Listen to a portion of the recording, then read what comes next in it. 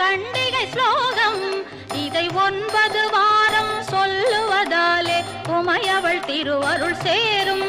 இதை 9 வாரம் சொல்லுவதாலே உமையவள் திருவருள் சேரும். உமையவள் திருவருள் சேரும். ரட்ச ரக்ஷ ஜெகன்மாதா சர்வசக்தி ஜெய துர்கா.